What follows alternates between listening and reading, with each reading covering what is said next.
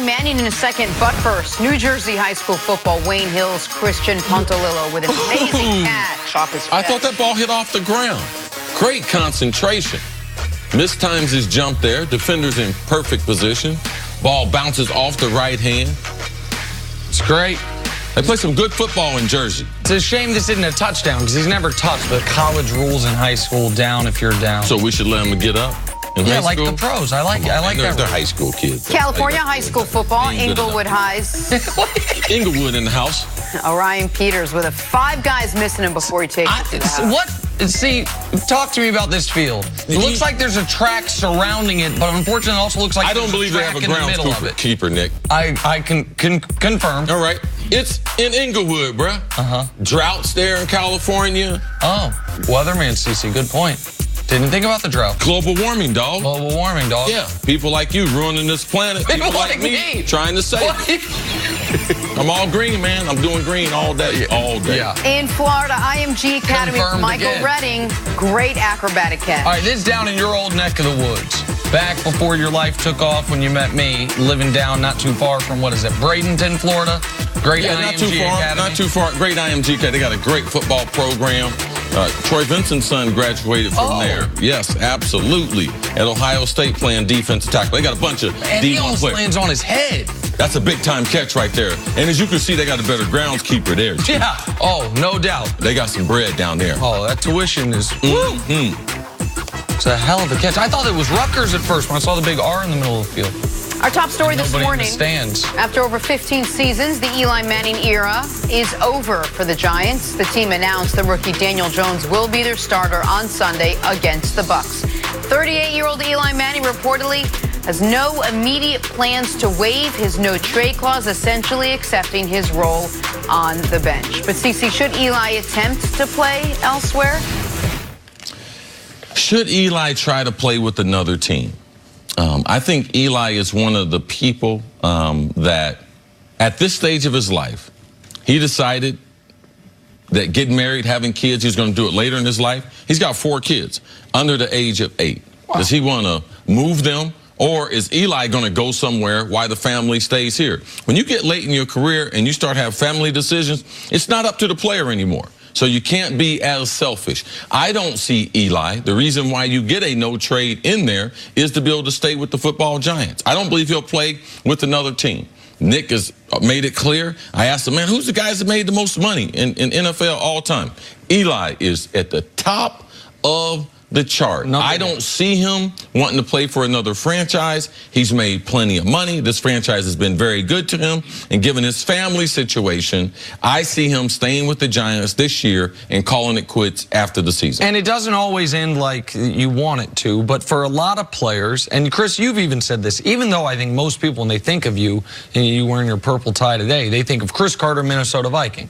But I've heard you say before that if you had to do over again with nothing against the people in Minnesota, the Vikings organization, it would have been great if your whole career could have been in Philadelphia. If that could have worked out, if you could have spent your career with one organization. Eli Manning playing for another team, now I get it, and you see it across sports. Joe Montana played for the Chiefs. Hakeem Olajuwon played for the Raptors. Like, there's a lot of examples of great guys we associate with one team who ended with another. Favre played for 2 more. Favre, though, still had real football left in him. I mean, Favre played for the Jets, played well for a little bit, and then played for the Vikings, got into a conference championship game. Eli Manning, if he had really good football left in him. If Brett Favre had 5 seasons like Eli, he wouldn't have been playing either. He might have had that 1 opportunity, but he definitely wouldn't have had 2 opportunities. And it's not, maybe if they had cut him after the season, like I think they clearly should have, then maybe he signed somewhere. But mid-season, yeah, instead of them signing Nick Foles, mid-season to be traded to Jacksonville, because there's not a lot of teams, by the way, trying to trade for Eli Manning, but Jacksonville might be one of them. But why? So you can just get benched again? Because Jacksonville's committed to Foles. Like, it would be a stopgap there. I just don't see it happening. Eli should be able to do whatever he wants, but I think he's going to just back up Daniel Jones the rest of the year and then retire. That would be... Do you think there's a team that would take him, given his skill set right now? I know he said maybe Jacksonville halfway through in the middle of a season. No, there's too many young quarterbacks to put Eli in there. Why would you? He's not going to get you over the hump. If you think you're a playoff team and he might improve your quarterback, No, Eli is not that guy. I don't believe that he thinks he's that guy, and I believe his family situation will help dictate what he does next. Wouldn't have to move. They traded him to the Jets for a few weeks while they wait on Darnold. But Darnold's supposed to be now back after week 5, and I don't think the Giants are going to trade Eli Manning to the New York Jets. And so you're running out of teams that are even viable options if he wanted to, and we have no indication he wants to. All right, so let's assume he stays and he walks off into the sunset with the Giants. Put Eli Manning's career in perspective for us, CC. He won the 2 biggest games in the sport. People say this all the time, that the regular season is something, and you can have a Hall of Fame career in the regular season. Most of us do. Most people don't make their Hall of Fame career in the postseason, but there are players that are able to do it. Probably the greatest story in NFL history would happen to be Joe Namath.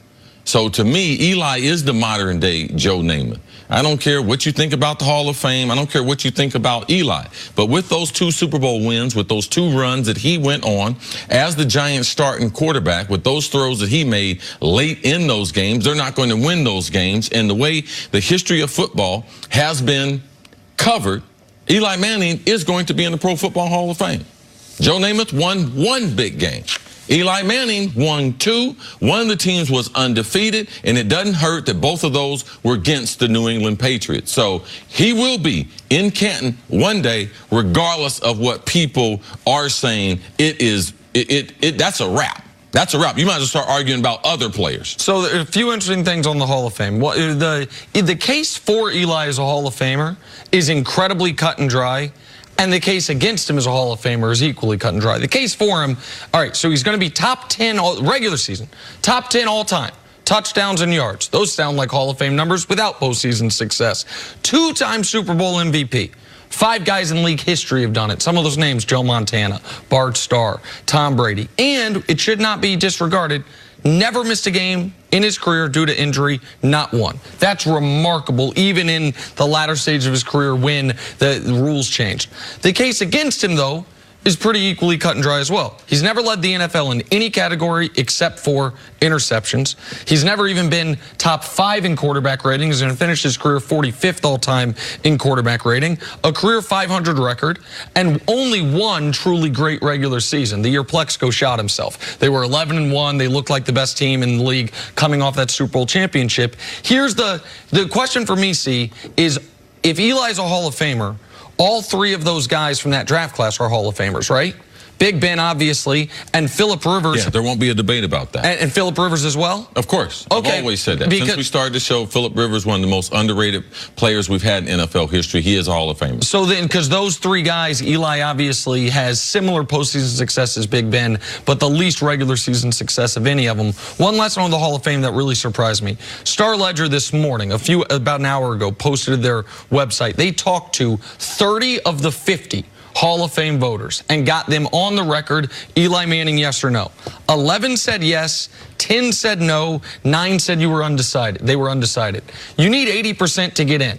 You can only handle 10 total no's. Of the 30 they talked to, 10 of those people said no. I wonder if that's a little recency for how it ended, if in 5-6 years that they feel differently. Because I also agree with Chris. He's going to end up in the Hall of Fame, the regular season mediocrity notwithstanding. It was 10 yes and 11 no? It was 11 yes, 10 no, 9 undecided. It's almost 500. Absolutely. There's Eli Manning for you. Eli Manning's record. Take a break. Coming up, is it time for the Steelers to prepare for life without Big Ben? That's next on First Things First. But is it